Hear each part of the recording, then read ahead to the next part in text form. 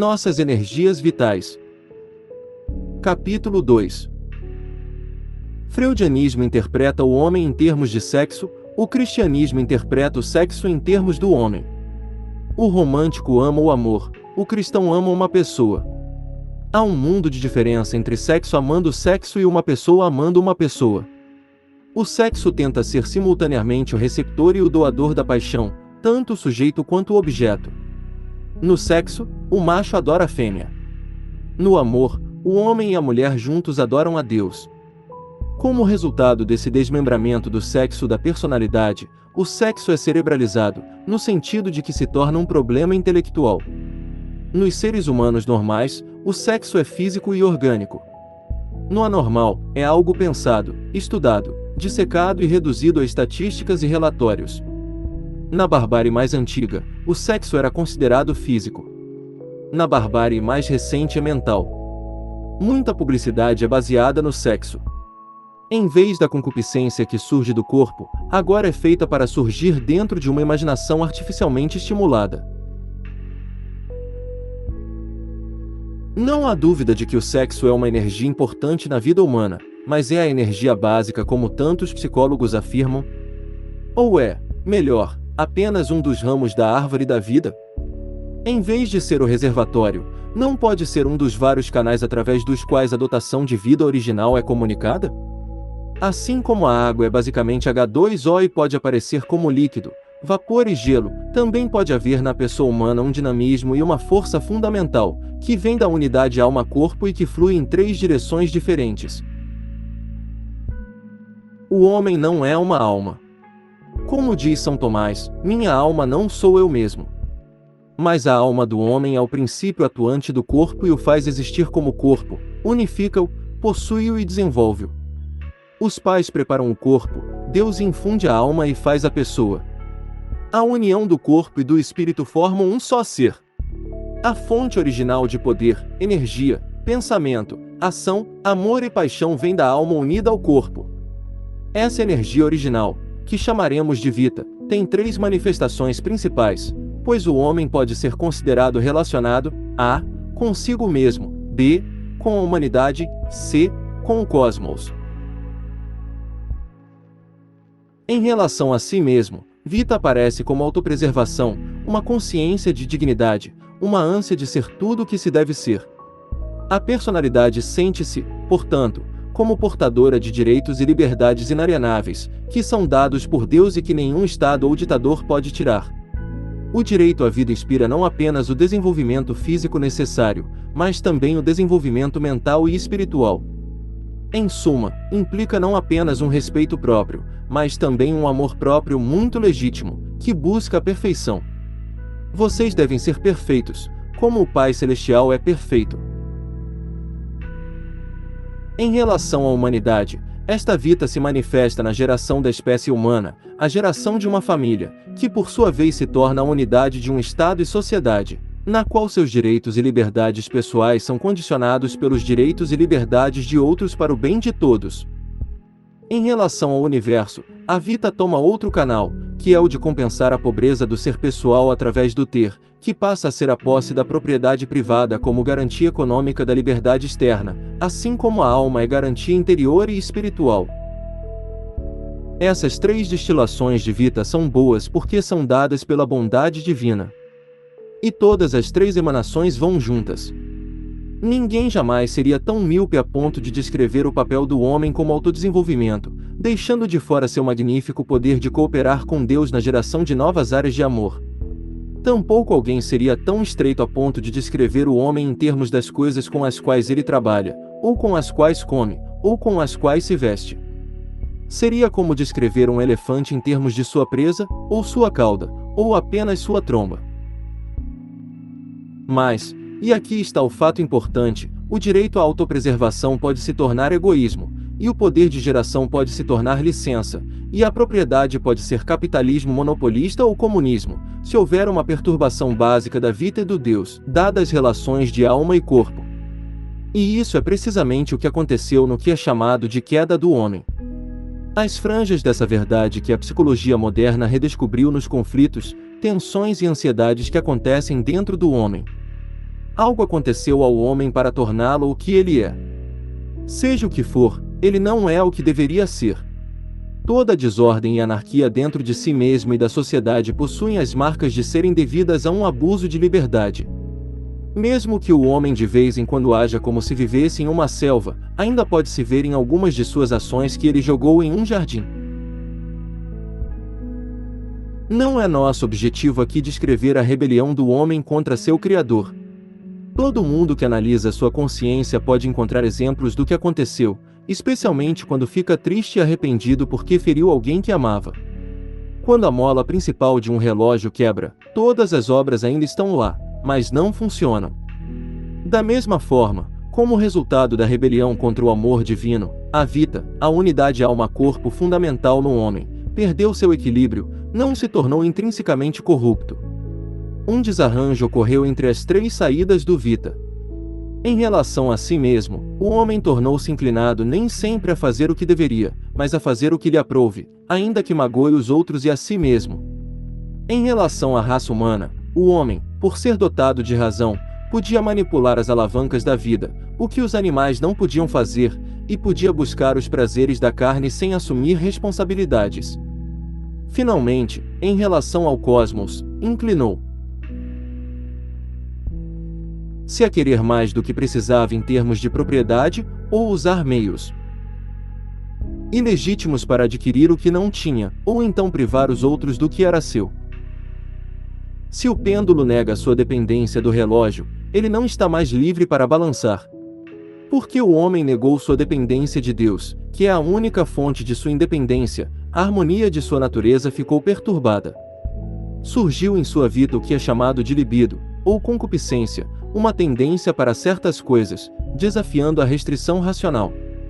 A anormalidade foi introduzida em todos os três canais do Vita. A partir de agora o amor próprio legítimo pode tornar-se egoísmo e egoísmo, a união de dois em uma só carne poderia se tornar sexo, no sentido moderno do termo, e o direito à propriedade poderia se tornar comunismo, capitalismo monopolista e revolução. Eles não precisam se tornar nenhuma dessas coisas, pois o homem ainda tem liberdade humana, mas tornou-se mais difícil para o homem manter as paixões inferiores domadas e sob controle. Essa concupiscência ou libido não é pecado, é mais como uma tentação, que só se torna pecado quando a vontade consente com essa desordem. Essa catástrofe original à natureza humana tornou o homem excêntrico, isto é, inclinado a se descentralizar, de onde surgiu a necessidade de uma psicologia normal. A primeira dessas concupiscências torna-se orgulho ou egoísmo, a segunda torna-se luxúria e a terceira, avareza ou ganância, e dessas três fluem todos os pecados que um humano pode cometer.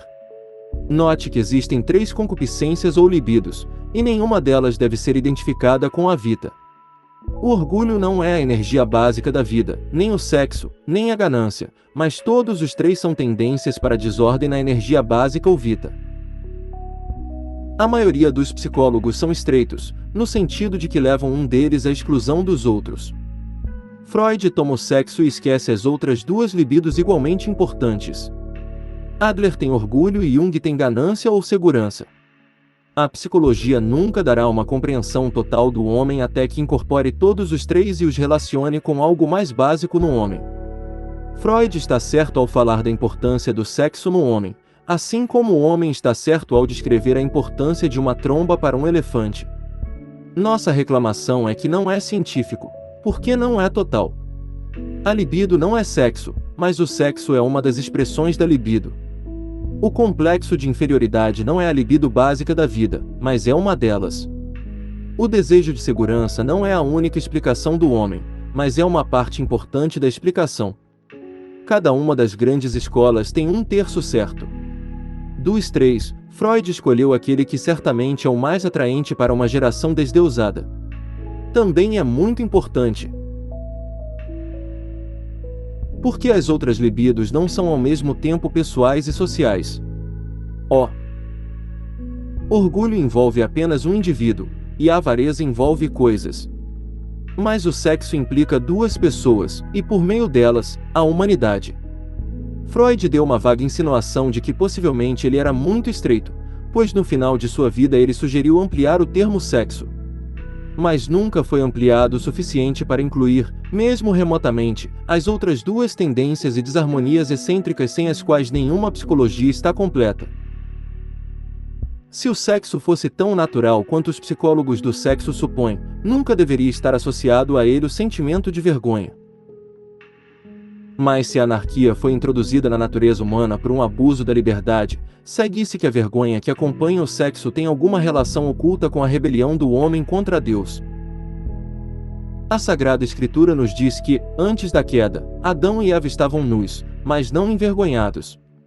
Estavam nus e não se envergonhavam porque as paixões estavam completamente sujeitas à razão, e ainda não havia no corpo humano uma tendência por parte das paixões a se rebelar contra a razão. A nudez sem vergonha se devia em parte a essa perfeição espiritual interior. É um fato bem atestado que as pessoas mais empobrecidas em suas almas tentam encobrir essa miséria interior com o luxo extremo do lado de fora. Quanto mais nua a alma, isto é, quanto mais desprovida de virtude, maior a necessidade do corpo de dar aparência de posse por meio de roupas fantásticas, ostentação e ostentação. Quanto mais a alma se reveste de virtude, tanto menor será a necessidade de compensação externa. Um menino pobre que deseja ser conhecido como rico deve exibir suas riquezas. O menino que é realmente rico não precisa de tal adereço. Encontramos a inversão dessa distinção da pobreza e riqueza do corpo e da alma na cerimônia, conhecida como vestimenta de freiras. Em muitas comunidades, no dia em que a jovem se professa, ela se veste primeiro como uma noiva rica e adornada com muitas joias. Alguns acreditam que isso é para expressar o fato de que ela é a noiva de Cristo. Que tal não seja o caso é evidente pelo fato de que, depois de pronunciar seus votos, ela vai para sua cela e troca o vestido elaborado pelo hábito humilde e servil de sua comunidade. A implicação é que agora que sua alma está adornada com a beleza da graça de Deus, não há mais necessidade da aparente riqueza do corpo. É muito provável que Adão e Eva, em vez de estarem nus em nosso sentido do termo, tivessem refletido em seus corpos um fulgor de luz, que vinha da graça justificadora original na alma. Como resultado, percebia-se menos um corpo do que uma pessoa portando a imagem divina. Foi somente depois que nossos primeiros pais se rebelaram contra Deus que eles perturbaram o equilíbrio de sua natureza humana. Não é preciso dizer aqui que a tradição católica nunca ensinou que o pecado deles foi o ato do casamento. Pelo contrário, Deus disse aos nossos primeiros pais para aumentar e multiplicar. Como diz Santo Agostinho, aquele que diz que não teria havido cópula nem geração se não fosse o pecado, simplesmente faz do pecado a origem do santo número dos santos. A posição de São Tomás é que havia muito maior prazer no ato matrimonial antes do pecado original. Não haveria menos prazer então, como algumas pessoas afirmaram. Ao contrário, o mesmo prazer teria sido tanto maior quanto a natureza do homem era então mais pura e seu corpo era, portanto, capaz de sensações mais requintadas. Ninguém peça contra o amor sem se ferir. Uma tripla concupiscência, ou tendência ao excesso, resultou quando Adão e Eva se afastaram de Deus. Que efeito isso teve na segunda manifestação de vida, ou geração? Quanto ao ato conjugal, Santo Tomás diz que devemos distinguir duas características no estado atual das coisas, uma que é natural, a saber, a conjunção do macho e da fêmea para fins de geração. A outra é uma certa deformidade que consiste em uma concupiscência imoderada. Este último não estaria presente no estado de inocência, pois então os poderes inferiores já estavam sujeitos à razão. Essa tendência de desracionalizar ou irracionalizar a paixão da geração, juntamente com os atos associados a ela, é o que é abarcado no uso moderno do termo sexo. Inclui, portanto, o que é bom, a paixão da carne por gerar, e o que é mal, a saber, sua desordem e excesso. Foi depois da perda da graça que nossos primeiros pais se perceberam nus e ficaram envergonhados. Até certo ponto, o sentimento de vergonha pode ser natural, mas agora começa a aparecer associado à culpa. A vergonha pode ser, e muitas vezes, a expressão da tensão e antinomia que em seus reinos mais elevados era uma rebelião contra Deus. O pecado original os arrancou da união com Deus pela graça, que é uma participação na natureza divina. Mas a ruptura da união do homem e Deus teve um eco na perturbação da união da alma e do corpo. A grande engrenagem da máquina quebrou, então as pequenas engrenagens também ficaram fora de ordem. Nada descreve e representa melhor essa rebelião inicial contra Deus do que a tendência do corpo de se rebelar contra o espírito. A vergonha é uma das expressões dessa renda. Deve-se repetir que não era por causa do sexo que Adão e Eva se envergonhavam, pois faziam sexo, e o usavam antes do pecado. Pode muito bem ser que o caráter insatisfatório da união, no sentido de que não satisfaz os anseios infinitos da alma pela unidade, seja um lembrete de como o finito foi arrancado do infinito e a criatura de seu Criador. Santo Agostinho também afirma que, em certo sentido, a vergonha está relacionada à desobediência. Positivamente, isso significaria que quando há perfeita obediência a Deus, não há vergonha. Isso confirma um pouco a verdade espiritual que os educadores católicos observaram, a saber, que à medida que a obediência à lei de Cristo aumenta, a concupiscência ou as paixões realmente diminuem. As paixões sexuais não são as mesmas em todas as pessoas. Eles estão tão sob controle em alguns que eles resistem a eles com o mesmo reflexo automático que o piscar de olhos quando a sujeira entra nele. A história do misticismo revela que as tentações da carne diminuem à medida que nos aproximamos de Deus, embora as tentações do orgulho possam aumentar. A Sagrada Eucaristia, que é o corpo de Cristo, quando dignamente recebida, diminui os levantes da concupiscência. Não há o sofrimento imposto a um padre celibatário que o mundo do sexo imaginaria. Pois, dado o poder sobre o corpo físico de Cristo, ele já tem a cura para a rebelião de seu próprio corpo físico. Em menor grau, os pais que são casados por sacramento e vivem sua vida conjugal em união com o amor de Cristo provavelmente sentem entre si uma quase completa extinção do sentimento de vergonha, precisamente por causa de sua obediência ao Espírito. Há também outro motivo de vergonha, que está mais relacionado à ordem natural. O sexo é justamente chamado de mistério. Tem sua matéria e forma. Sua matéria é o poder físico de geração, sua forma é seu poder de compartilhar os propósitos criativos de Deus. Como o sexo está relacionado à criatividade, e Deus é a fonte de toda a criatividade, o sexo é visto como tendo um vínculo íntimo com a religião. Porque é uma convocação para participar na criação, e porque o homem e a mulher são colaboradores de Deus na pedreira da humanidade, há uma grandiosidade no ato. É por isso que todos os povos associaram o casamento a uma cerimônia religiosa. Mas tudo o que é misterioso tende a ser escondido e escondido. O mundo oriental está muito mais ciente disso do que o mundo ocidental. É por isso que a consagração nas religiões orientais ocorre atrás de uma tela, enquanto no rito ocidental é mais pública. A própria ocultação do mistério da transubstanciação é uma forma altamente desenvolvida de ocultação de qualquer coisa que tenha a ver com Deus. Uma vez que, na ordem natural, há poucos atos mais misteriosos do que a união de dois humanos em uma só carne, segue-se que deve haver uma tendência por parte do homem e da mulher de velar e esconder-se dos outros quando entram na realização daquele ato que na ordem sobrenatural simboliza o mistério de Cristo e da Igreja, e que na ordem natural os torna co-criadores com Deus. Aqui a explicação não seria um sentimento de vergonha no sentido de culpa, mas sim um sentimento de vergonha no sentido de reverência. Foi o que disse Pio XII. Em um discurso às mães, o senso de modéstia é semelhante ao senso de religião.